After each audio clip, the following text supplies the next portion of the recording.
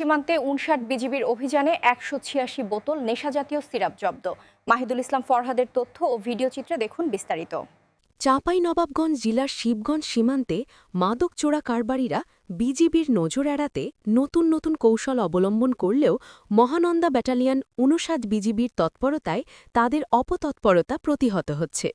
গত ১৯ ডিসেম্বর গভীর রাত থেকে ২০ ডিসেম্বর ২০২৫ তারিখ সকাল পর্যন্ত ৫৯ বিজিবির অধীন সোনা মসজিদ ও তেলকুপি বিওপি তাদের নিজ নিজ দায়িত্বপূর্ণ এলাকায় সীমান্তের শূন্য রেখা হতে আনুমানিক ৩০ থেকে ৫০ গজের মধ্যে পৃথক অভিযান পরিচালনা করে।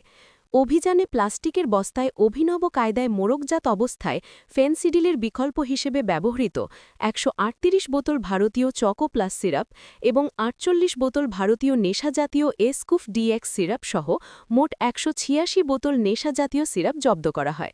অভিযান চলাকালীন মাদক চোরা কারবারিরা রাতের অন্ধকার ও ঘন কুয়াশার সুযোগে পালিয়ে যেতে সক্ষম হয়। জব্দকৃত নেশাজাতীয় দ্রব্যের বিষয়ে আইনানুগ ব্যবস্থা গ্রহণ প্রক্রিয়াধীন রয়েছে বলে জানিয়েছে বিজিবি। উল্লেখ্য, বিগত কয়েকদিনে মহানন্দা ব্যাটালিয়ন ৫৯ বিজিবি সীমান্ত এলাকায় ধারাবাহিক অভিযান চালিয়ে এ পর্যন্ত ফেনসিডিলের বিকল্প বিভিন্ন ধরনের মোট ৩৮৫ বোতল নেশাজাতীয় সিরাপ জব্দ করেছে। এই বিষয়ে মহানন্দা ব্যাটালিয়ন ৫৯ বিজিবির অধিনায়ক লেফটেন্যান্ট কর্নেল গোলাম কিবরিয়া বিজিওএম বিষয়টির সত্যতা নিশ্চিত করে বলেন, চোরা কারবারিরা যতই কৌশল অবলম্বন করুক না কেন, সকল প্রকার মাদক চোরাচালান প্রতিরোধে বিজিবির কঠোর ও ঐকান্তিক প্রচেষ্টা অব্যাহত থাকবে।